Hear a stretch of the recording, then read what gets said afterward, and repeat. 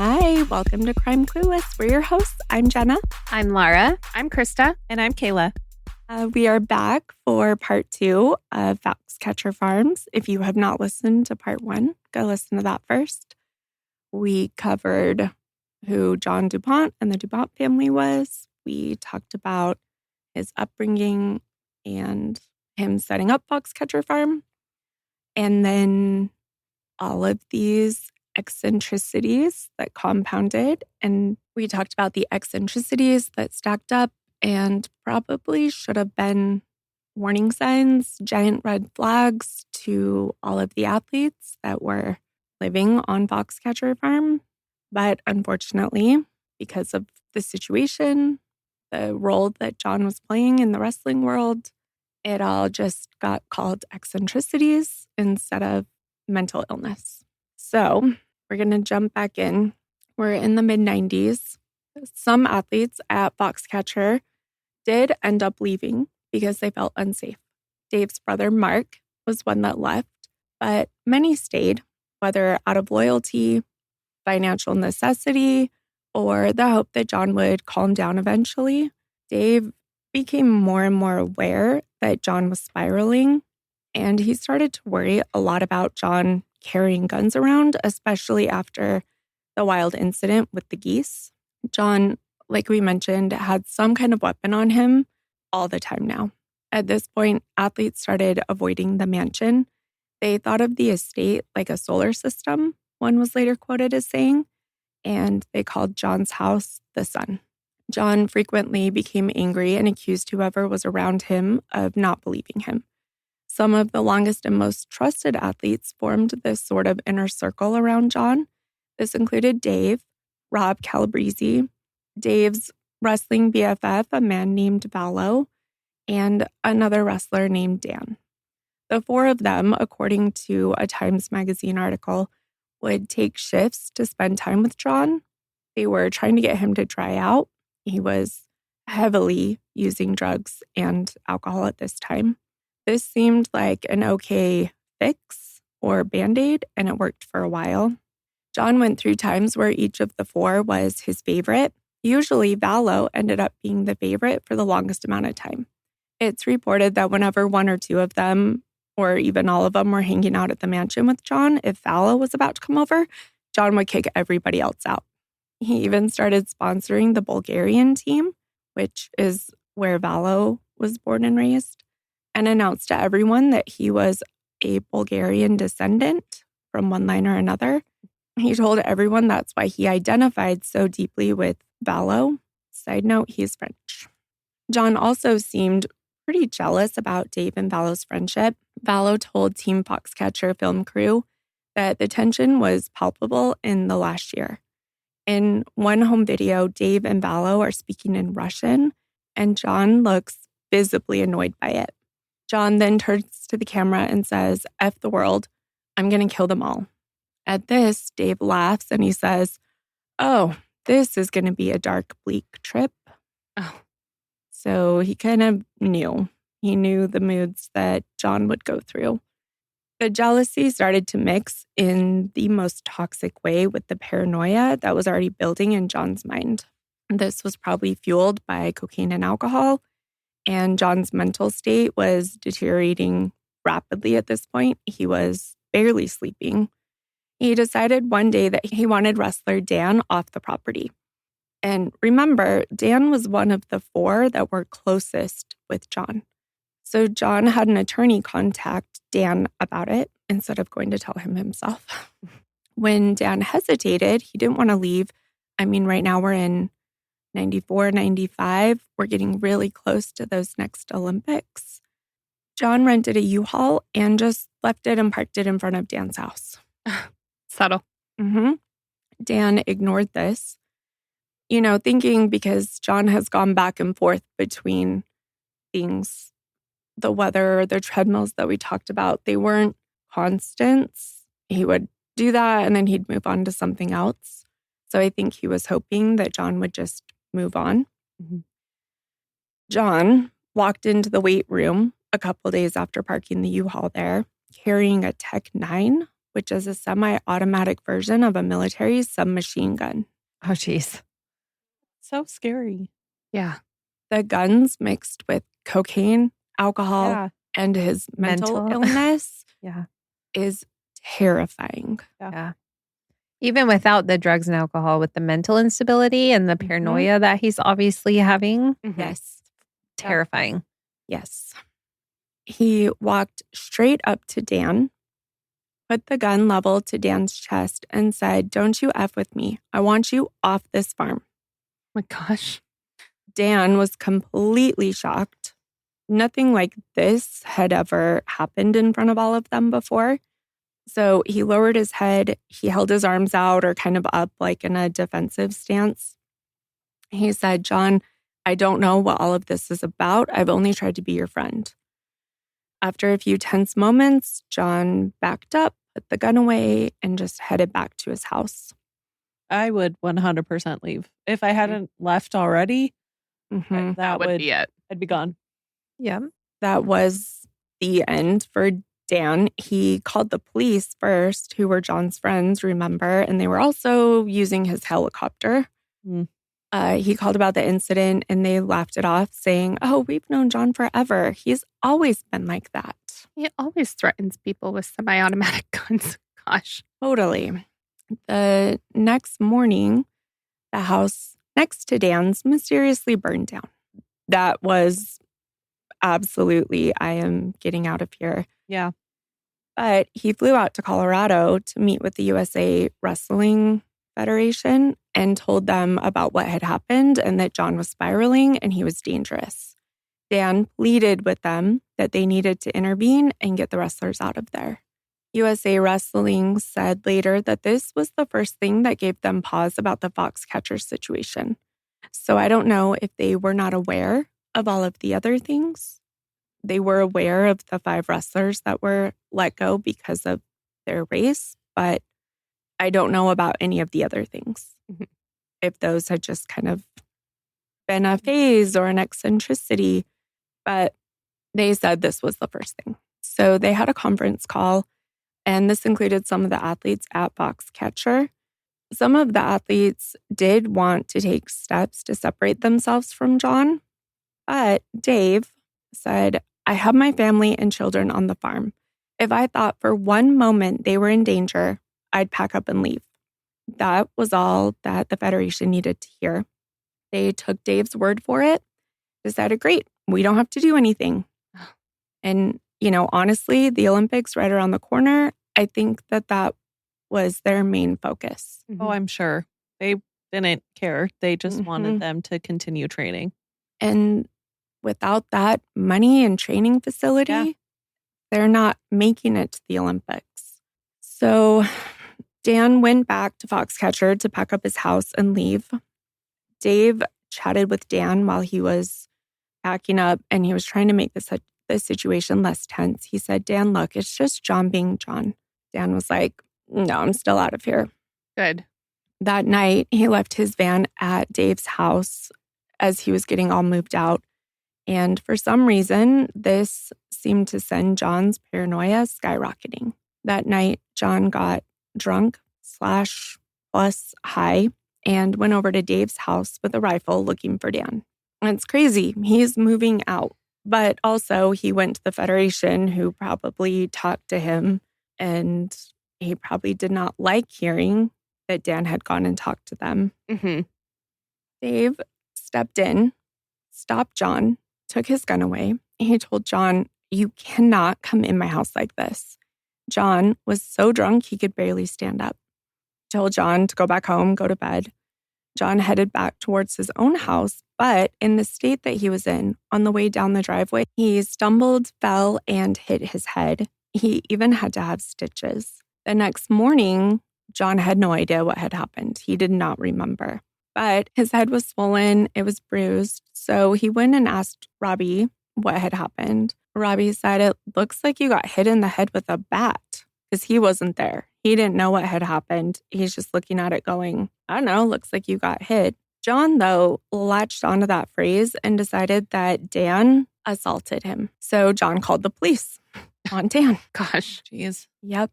They came out to take a report because that's worthwhile. So they did come out to take a report, but instead of just taking John's report, Dave told them what had actually happened. This made John furious. He felt like Dave had betrayed him and sided with Dan over him, even though he was just being honest. The whole situation was really bad at this point. Nancy, Dave's wife, was growing concerned by the day. She later recounted one incident that happened around this time. John came speeding down the driveway by the Schultz's home at least 50 miles an hour, quote, like a bat out of hell, nearly running over their 6 and 9-year-old who were playing nearby. Oh, so scary. Mm-hmm.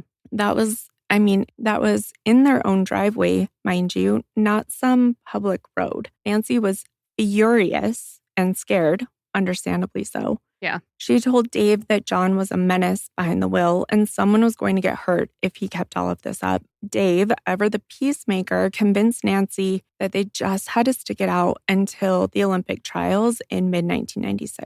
And right now, this is 1995. Dave was actively training for a comeback and he was set up to make the 1996 Olympic team. They had invested so much in being at Foxcatcher, leaving abruptly would completely disrupt those plans. I mean, he'd also been living there for 7-8 years at this point. Wow. Getting a job would be really tough. And he didn't have another way, to make money if he left. I mean, that's been his whole life for 8 years. Mm-hmm. Yeah. Exactly.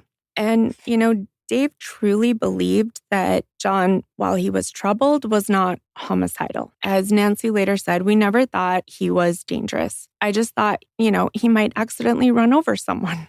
Oh, that's not dangerous. Yeah. No.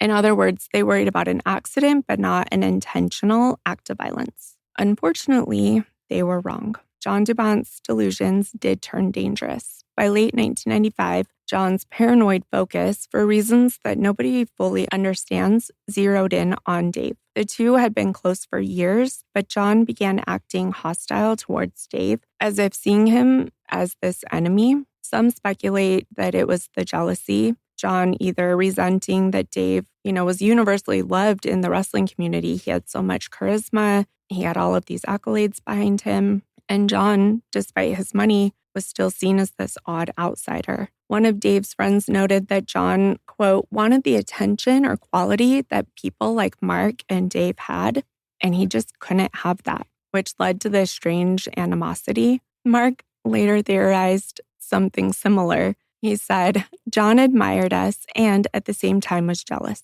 We had what money couldn't buy, meaning the athletic talent, the glory, the friendships, everything. It's possible John's mind twisted that admiration and turned it into resentment. On top of that, John was diagnosed with schizophrenia, and it was making him suspicious of everyone. One of the defense psychiatrists later testified that John truly believed Dave was part of this international conspiracy to kill him. So let that sink in. John grew to sincerely think Dave, his longtime friend, mentor, mentee, was plotting his murder as a CIA Nazi Tibetan agent or something equally absurd. That's how far his schizophrenia had pushed him. I'm glad they at least got him diagnosed. Mm-hmm. So hopefully they can be more aware of it, but it sounds like it wasn't early enough. And I'm not sure if he was diagnosed at a younger age or when that diagnosis came, which I tried to find because a lot of the accounts of his life don't mention it until this point. Yeah. Or even until he's already been arrested. And so I'm not sure if he was ever formally diagnosed and had it under control, or if he didn't have that diagnosis until they were seeing if he was fit to stand trial. Yeah. By January 1996, people around John could sense that something was about to break. But unfortunately, nobody could predict how and when. Dave, being the guy who had always tried to help John, apparently wasn't fully aware that he himself had become the target of John's paranoia. On January 26, 1996, it was a Friday, roughly 3 p.m., Dave was at his home on Foxcatcher Farm, the little house on the estate that he and Nancy lived in. Dave was outside by the driveway tinkering with his car which was a common sight. Dave was a hands-on kind of guy. Nancy was inside the house. Earlier that day, Dave had been training like he did every day. That day, he had written the word kids on his forehead with marker so that he'd remember to pick up the kids from school. I mean, that's smart.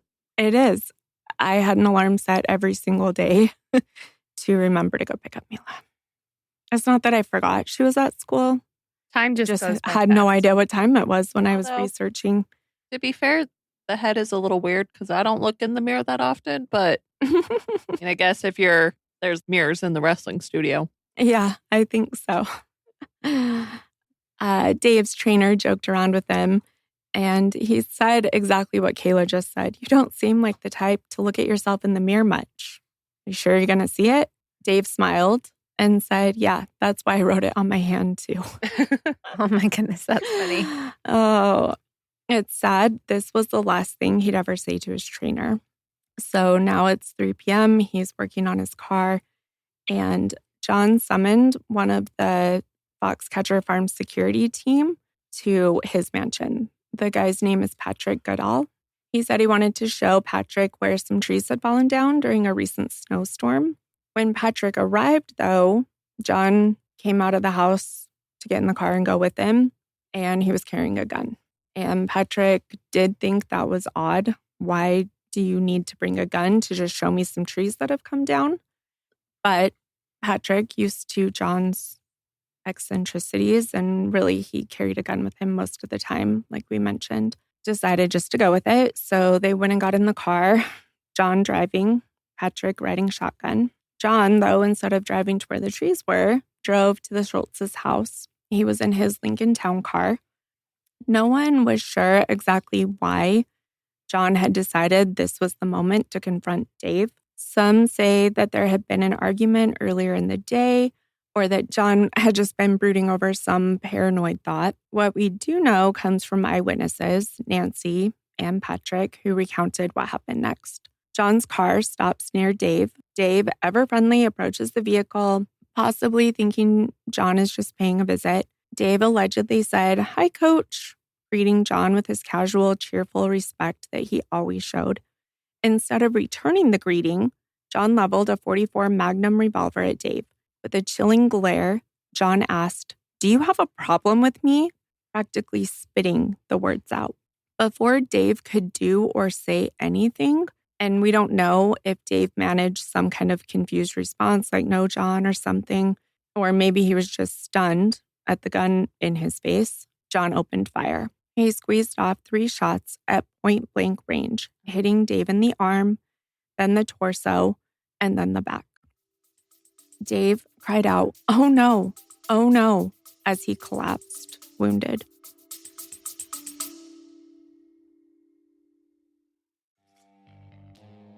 Hey, true crime and dark history fans.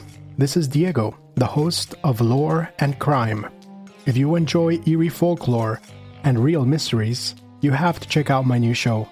In each episode, we unfold a forgotten murder or haunted legend in a narrated short novel form.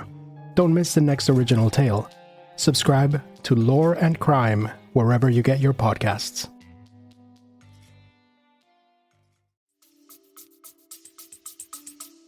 Sad. He's always been there for him too, like stood up for him and stuff. The most. Yeah. Yeah, Yeah. Smoothing everything over with everyone else. that's Mhm. so sad. It is. This next part will wreck you. Hearing the gunfire, Nancy ran out of the house and saw Dave bleeding on the ground. In that instant, Nancy locked eyes with John DuPont. She later described that John looked absolutely detached, like he was in a trance, not even in reality anymore. Okay, I'm really glad that you said later she said that because I thought you were going to say he shot her too. Yeah. Oh, yeah. No, fortunately, no. But John next pointed the gun at Nancy. Ugh. Then he turned and pointed it at Patrick, who was still in the seat beside him. And for a terrifying moment, it did look like he was going to shoot them. But instead, John lowered the gun, stepped on the gas, and sped away, leaving Nancy with her dying husband. Is Patrick still in the car? Yep. Okay. Ugh. So sad. Nancy rushed to Dave's side, screaming for help. Dave, horribly injured, but still alive for a brief time. Nancy held him, trying desperately to stop the bleeding. In a heartbreaking recollection, Nancy said Dave was laboring for breath, almost like he would push himself while training. She could tell he was fighting to stay alive. She told him, "I love you," gave him a kiss on the forehead, and tragically, he died right there and then in her arms. Ugh, that's so sad. I know, it gives me full body chills at just how awful that must have been. The last thing Dave heard was his wife's voice, and the last thing was feeling her touch. It's hard to imagine a more devastating scene. Oh, that puts a lump in my throat, and I am the sarcastic type. It's so tragic to put yourself in that position. After that, pandemonium broke out on Foxcatcher Farm. Someone, we don't know if it was Nancy or Patrick, called 911. My guess would be Nancy. Mhm. Word spread quickly. John just shot Dave. An armed, unstable millionaire was now loose on this huge estate, and they didn't know if he was hunting more people or back at his mansion getting ready for war with the cops.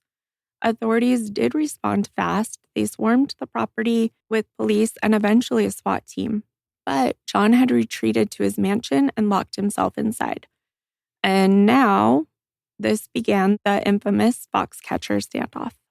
Police surrounded the DuPont mansion, unsure what their volatile suspect might do next. They knew John had a massive cache of weapons inside, possibly even explosives. Rumors swirled about him stockpiling grenades and/or dynamite, especially given his family's chemical background. On top of that, they were well aware of his personal armored carrier and the .50 caliber machine gun. One of the prosecutors on the scene, his name was Joseph, later admitted his first thought was, "This is not going to be good." Yeah, no. An understatement, if there ever was one. It's not every day you have a rich guy barricaded in a 47-room mansion issuing who knows what demands. John refused to come out or talk to police directly, but interestingly, he did keep in touch with one person, his attorney. Throughout the standoff, John made several phone calls to his lawyer while he was holed up inside, likely pacing nervously with one gun, two guns, who knows. A machine gun.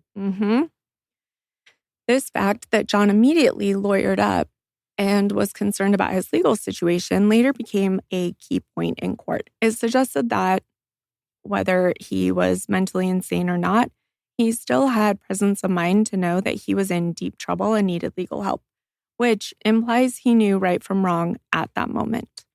The standoff dragged on throughout that Friday night into Saturday and then Sunday. Negotiators tried to convince John to surrender, but he was stubborn. Perhaps he was paranoid that the moment he stepped outside, the imaginary assassins in his mind would get him. So he hunkered down amid his many mounted animal trophies and loaded firearms. Police did not want to rush the mansion. That could end with some kind of bloody shootout, especially given DuPont's guns and who knows what else was in there. So they played it cool and worked the psychological angle. On January 28th, 1996, so about 48 hours later, authorities decided they had to do something. They knew John was a creature of comfort, to put it mildly, and that inside his mansion he had a central heating system. So they cut off the power and heat to his house. In the depths of a Pennsylvania winter, the mansion would get real cold real fast. Pretty smart. Yeah. Yeah. I thought so too. I was like, that's really an interesting way to get him. Yeah. Sure enough, John started to feel the freeze. Soon, he was on the phone with police complaining that his boiler wasn't working and asking, somewhat unbelievably, if he could step outside to fix his heating system. In his mind, maybe he thought the police would honor a gentleman's agreement to let him get warm, or maybe this was his clumsy attempt at negotiating. The police feigned sympathy and said, "Sure, John, go ahead to the outdoor boiler room. We won't stop you." Meaning they had the SWAT team ready and waiting. John ventured out of his mansion, bundled up against the cold, and headed over to the little building that housed the boiler. It was a mistake on his part. The moment he stepped outside and away from cover, a team of officers quickly moved in. They waited until he was distracted with the generator, and within minutes, they tackled and subdued him without a fight. The standoff ended, fortunately, not with a blaze of gunfire, but a little bit anticlimactically, with John shivering and probably shocked that his brilliant plan to fix the heater led to his capture. One witty headline later put it as cold justice, literally freezing him out. Inside the mansion, police found a cache of small arms, guns everywhere, including the .44 Magnum murder weapon tucked away. But notably, they found no explosives. It turns out some of the fears of bombs were likely part of John's own delusions more than reality. Regardless, the firepower he had was quite real. With John in custody, the immediate crisis was over, but the legal circus was just beginning. The case instantly made national headlines. An heir to one of America's great fortunes had killed an Olympic gold medalist. The media couldn't get enough.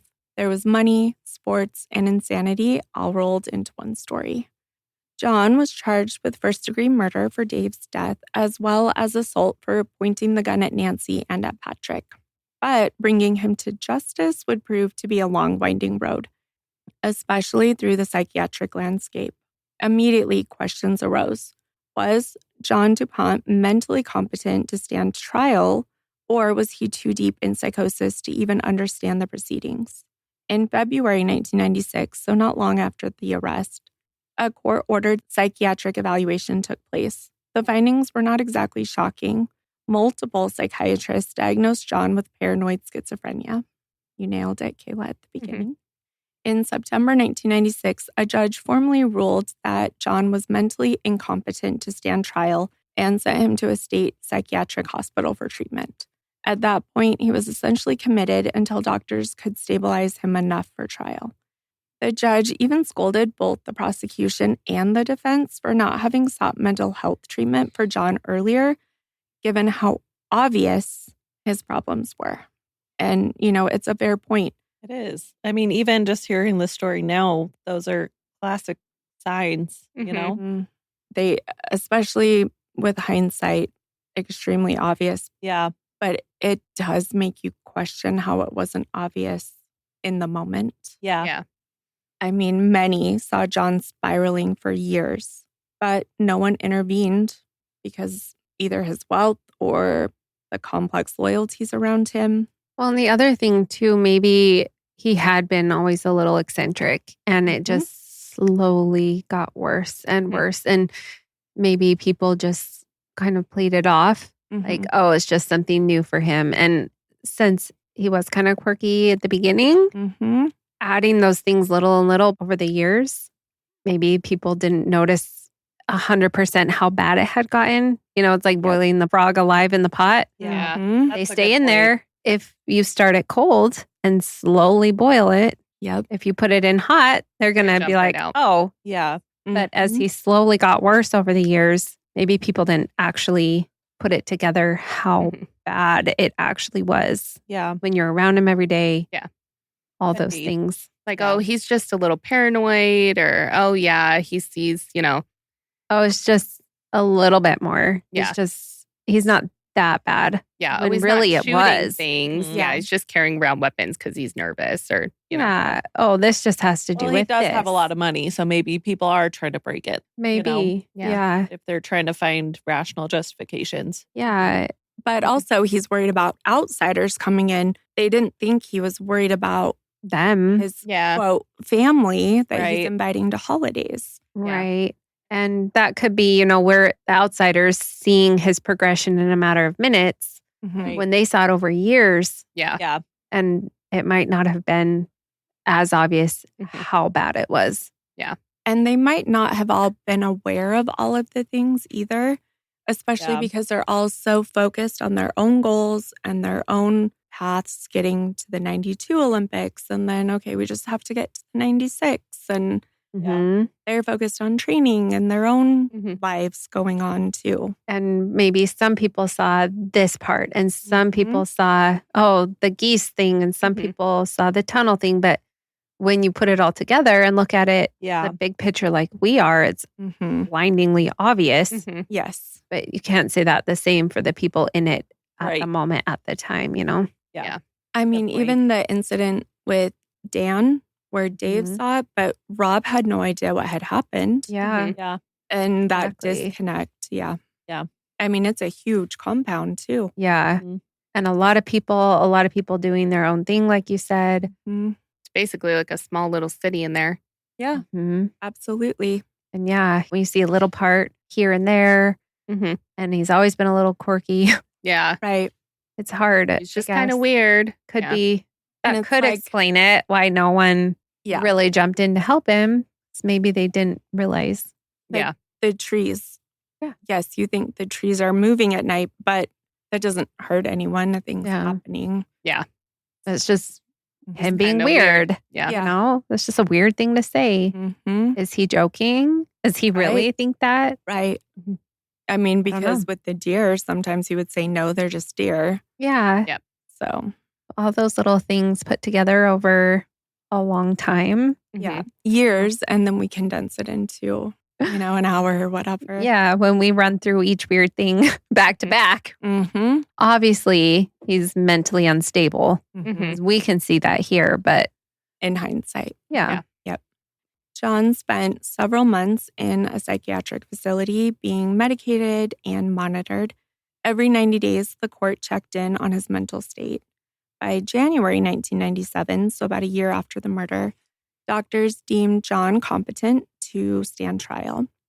Competent in legal terms just means that he understood the charges and could assist in his defense. It obviously didn't mean that he didn't still have paranoid schizophrenia. Right.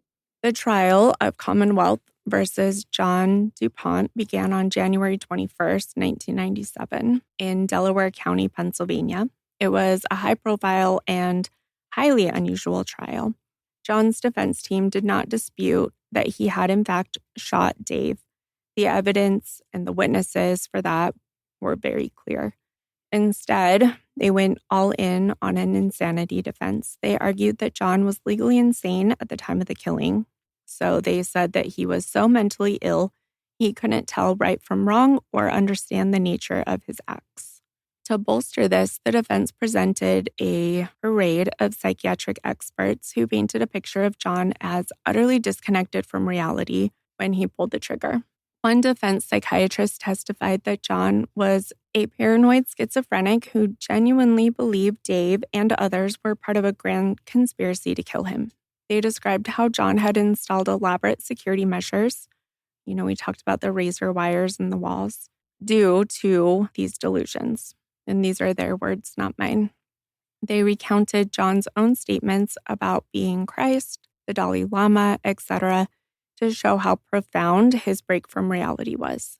In essence, they said John lived in a world where up was down, black was white, and the best friends were mortal enemies out to assassinate him. They said he was, quote, psychotic and couldn't control himself. The prosecution, led by Joseph McGettigan and Dennis McAndrews, took a different track. They conceded that John was mentally ill. That much was hard to deny given the mountain of evidence. But they argued that he was not legally insane. Under Pennsylvania law, the bar for insanity is quite high. A defendant has to be unable to understand the wrongness of his act or unable to conform his conduct to the law. This is basically the McNaughton rule standard. Prosecutors argued that John, despite his delusions, still had enough grasp on reality to know that shooting Dave was wrong. They pointed to his actions during and after the crime as proof. For instance, John asking his lawyer during the standoff, quote, he knew to call his attorney multiple times. Does that sound like someone who doesn't understand what's happening? And that was basically the idea that they kept going back to. Also, they said immediately fleeing the scene and holing up in his mansion indicated that he knew he'd done something criminal and wanted to avoid consequences. Essentially, the prosecution's experts, like Dr. Park Dietz, a renowned forensic psychiatrist, testified that John was mentally ill, but still responsible. He testified that he did not meet the criteria for insanity. One prosecution psychiatrist, Dr. John O'Brien, said John did suffer from mental illness, but was not insane at the moment of the shooting. He testified that John absolutely knew what he was doing. There was also an undercurrent from the state that maybe John was, quote, milking his craziness, not my words, a bit once he got caught. Prosecutor Dennis McAndrews observed that during the pretrial hearings, John would show up looking more and more disheveled and acting more erratic. McAndrews put it, quote, he was a total participant in setting up an insanity defense by parading around, looking crazier and crazier, more unkempt with each court hearing. So again, that was his quote. In other words, they thought John might be faking or exaggerating the extent of his, quote, madness to avoid prison and instead land in a, quote, cushy hospital. It does seem that he was aware what he was doing. He wasn't acting out of like self-defense or thought that Dave was attacking him. Dave said hi to him and he just was like, what's your problem with me? And then, so even if he did believe that Dave was evil or out to get him. Right. And that still shows intent that he grabbed the gun and drove over there. Yeah. And then calling the lawyer too. And he lied to Patrick about what they were even doing. Yeah. That's really interesting. Mm-hmm. Because it does kind of point out, he knew he did something bad. He went and hid, called his lawyer, knew he did something wrong. Yeah. It's not like he stood there and was like, he attacked me. Yeah. I had, something like that. Yeah. That might point to him not being totally in the reality of the moment. If he had just gone about his day. Yeah. Or called the police, like he was trying to attack me, like you said, that would make more sense for an insanity plea. Yeah. And even, with what happened with Dan, he didn't remember that at all the next day. And he did call the police on someone else. So, I mean, there were instances of that. This does not seem to be one of them. Right. Yeah. Well, and hopefully, I guess maybe we're getting to that, but hopefully other people noticed those things and can bring that up in the trial. Like this happened and he didn't act that way. Yeah. Well, the trial lasted for 5 weeks. So I think a lot of things were brought up during it. Oh, yeah, I'm sure. Both sides. Yeah.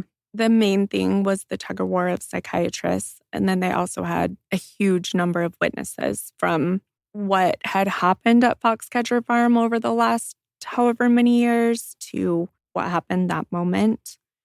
The jury heard about everything. They heard about John's thinking the Nazis were tunneling under Foxcatcher. They heard about his insistence on being the Dalai Lama, his habit of patrolling his estate in his armored vehicle. At times, it must have been hard to remember that this wasn't this far-fetched movie plot, but actual real-life testimony. Mm-hmm. They also heard from witnesses about John's relations with Dave and other wrestlers and athletes at the farm. Notably, people testified that Dave had been one of John's last loyal friends, and Dave defended him up until the end, which really, for all of the other athletes, made the murder even more confounding. Yeah.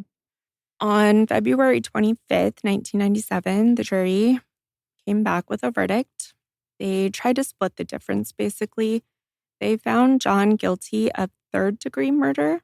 They also found him mentally ill at the time of the crime. In Pennsylvania, third-degree murder essentially means a homicide committed with malice, but without premeditation or specific intent to kill.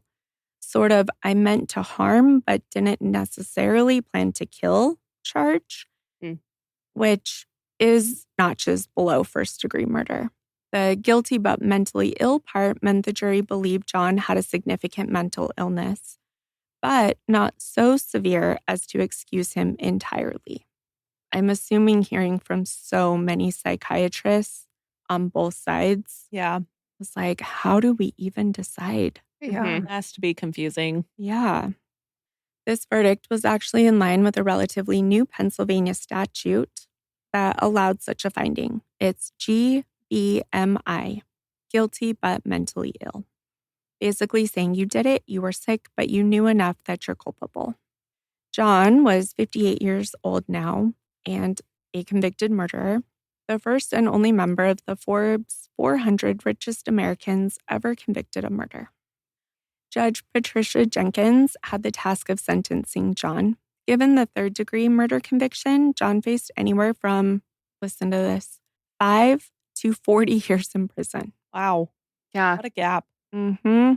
Judge Jenkins handed down a sentence of 13 to 30 years behind bars. Interesting. It was a hefty sentence for what the jury actually convicted him of, reflecting the seriousness of killing Dave and maybe a lack of pity for John despite his mental illness. So it meant that John wouldn't be eligible for parole until 2009. And if denied parole, which he was, he could sit in prison until 2026 when he'd be 87. Not long after the trial, John was sent to begin his sentence, initially at a state psychiatric correctional facility, which is SCI Crescent. He was later moved to a minimum security prison, SCI Mercer. He was not placed in a normal cell block initially due to his mental health needs, but he was still a prisoner, not a free patient. With John DuPont locked away, the focus shifted to healing the wounds left by the tragedy. Dave was mourned by the entire sporting world. He was only 36 when he was killed. He was in the prime of his life. He was still training for what would have been his 4th Olympic Games, Atlanta, 1996. USA Wrestling and athletes worldwide paid tribute to Dave as not just a champion wrestler, but as a generous mentor and a loving family man. One prosecutor, McGettigan, later said what everyone felt. He said, quote, "What a genuinely great person David Schultz was. I get so many stories about his just genuine qualities as a good human being." Dave's absence left a huge hole in the community. Nancy was now a widow with 2 young children, and she immediately faced not only grief, but also practical challenges. Within 2 days of Dave's death, she was effectively evicted from her home on Foxcatcher Farm. DuPont's employees told her that she had to get out of the house immediately. So, Nice. Yeah. right? Isn't that horrific? She's just lost her husband, and now she has to pack up and leave because the murderer still owned the property. And some staff, still bizarrely loyal to DuPont, told her she had to be gone. It was salt in the wound. Nancy moved back to California with her kids soon after. Nancy did take John DuPont to civil court. In 1999, she filed a wrongful death lawsuit seeking damages for the murder of her husband. DuPont, who was now in prison, was still enormously wealthy. His fortune at trial was estimated to be around $125 million after legal expenses, and his initial in the early 80s was over $200 million, but he'd spent so much building Foxcatcher Farm and everything. The case never went to a full trial. In late 1999, Nancy reached a settlement with John. The terms were sealed, but credible reports said that DuPont agreed to pay around $35 million to Nancy and to her children. Wow. It was described as possibly the largest amount ever paid directly by one person in a wrongful death settlement at that time. Wow. I mean, that's good for her and her family, but I mean, it doesn't make bring things him better. Yeah. No. But at least she's going to be taken care of, you know? Yeah. And her kids, too. Yeah. Yeah. Essentially, a huge chunk of John's fortune transferred to Dave's family, which did feel like a form of justice, albeit monetary, for what he had done. Nancy's lawyers had pushed hard, even suggesting that John was hiding assets during negotiations. In the end, John did pay her the money. His lawyers said John was, quote, happy to put this behind him, which is a rather bland statement, all things considered. Yeah. I feel like they also could have just put that out without talking to John. It's possible too. Yeah, totally. He also said that John, quote, sympathizes with the Schultz family for the grief they suffered. That statement also tried to polish up John's legacy, saying the murder was a dark chapter in what was otherwise a life driven by patriotism, natural history, sports, and philanthropy. A nice try by the PR team, focusing on everything but the murder. But for most, John's legacy was forever marred by that dark chapter. Nancy used a portion of the settlement to continue Dave's legacy in a positive way. She established the Dave Schultz Wrestling Foundation to support and finance wrestlers in need. Dave had always helped others, and now, in his name, young athletes would get similar opportunities. Nancy also, remarkably, found a way to forgive John. In an interview years later, she said, quote, "He was a sick man and a sad, pathetic person. I was not going to waste my efforts focusing on him." She chose instead to focus on raising her kids and preserving Dave's memory rather than harboring hate for John, which speaks volumes about Nancy's strength and her grace considering what she went through. Especially that she could set up something for other people as well. Mm-hmm. Yeah, that was good of her. As for Foxcatcher Farm itself, that chapter closed too. In the years after the tragedy, the estate was sold off in parcels. The grand mansion where John had barricaded himself was eventually demolished in 2013. The land was turned into upscale housing developments and a school campus, wiping away the physical reminders of Team Foxcatcher. Nancy even got to walk through her old house one last time before it was torn down. And this was shown in a documentary. She, at the time, was reflecting on the strange, the good, and the bad times there. John spent the rest of his life in prison. He did make that bid for parole in 2009 when he was first eligible, but it was denied. By then, John was in his 70s and his health was declining. On December 9th, 2010, John DuPont died in prison at age 72, officially from COPD or pulmonary disease. Guards found him unresponsive in his bed one morning. They said he likely passed in his sleep the night before. In a final bizarre touch, true to form, John's will specifically stated that he be buried in a red Foxcatcher wrestling singlet. So, yeah. It's an interesting... That's a choice. Yeah. Yep. So he was laid to rest in his spandex uniform at the DuPont family cemetery as if ready for one last match.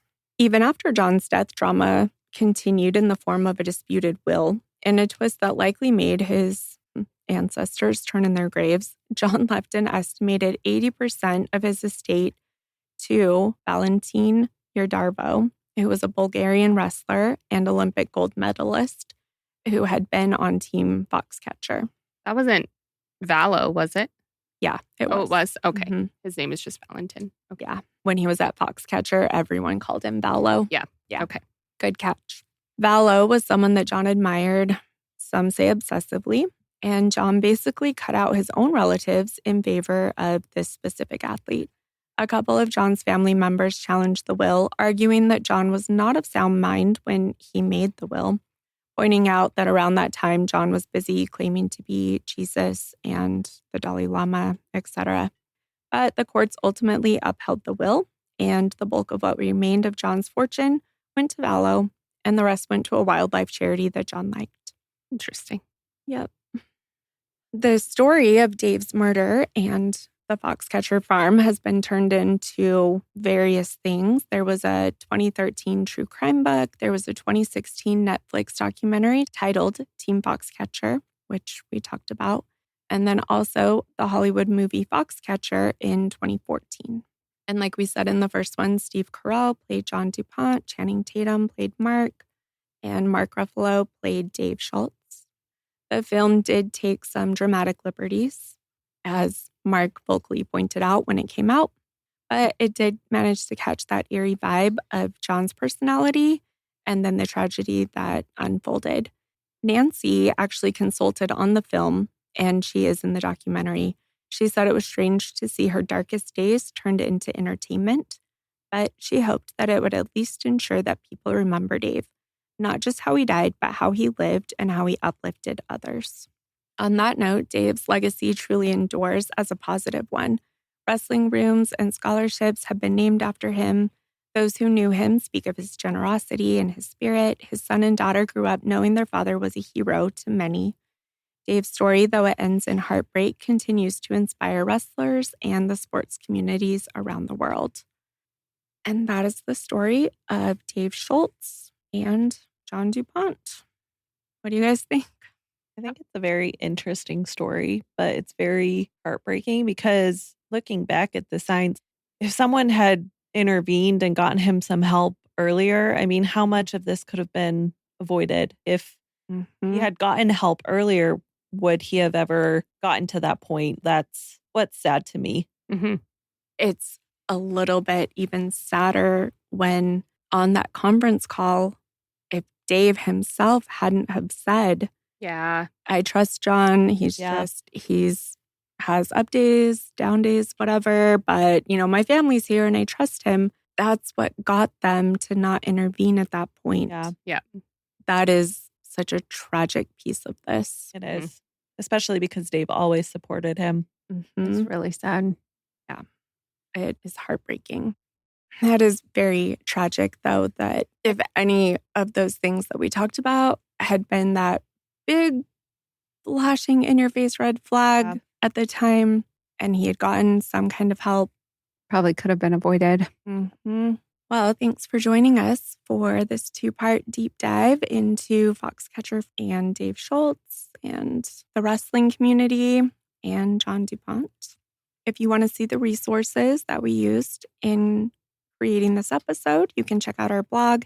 It always lists all the resources. You can find it on our website, crimeclueless.com. We would love to know your thoughts. If you remember when this happened or were following along in the trial, anything like that, share it with us. You can connect with us on social media. We're at Crime Clueless on Facebook, Instagram, TikTok, and YouTube. Or you can send us an email, crimeclueless@gmail.com. If you like listening to Crime Clueless, we would be so grateful if you would leave us a rating. You can do this on Apple Podcasts by scrolling down below all of our episodes. You'll see the stars. Just click the 5-star. Or, whatever you think. But, or don't leave whatever your rating. heart tells you is right. Yeah. And that helps us out. It helps us be shown to more listeners, which helps grow our community. Or you can on Spotify, up at the top, you just click the little 3 dots and you can leave us a quick rating there. It only takes a second, but we really appreciate it. If you like Crime Clueless, we would love if you would share our podcast. You can find Crime Clueless on Apple, Spotify, YouTube. Yes, go subscribe to us there. We're working on growing that and we're working on new content for YouTube. We're also on iHeart, Amazon, Audible, Podbean. There's a bunch of new ones we found this week. Yes. Prime. Yeah. So lots of ways to listen. Thank you. And as always, remember, refuse to be clueless, careless, or caught off guard. Not today, murderers. Bye. Bye. Bye, everybody.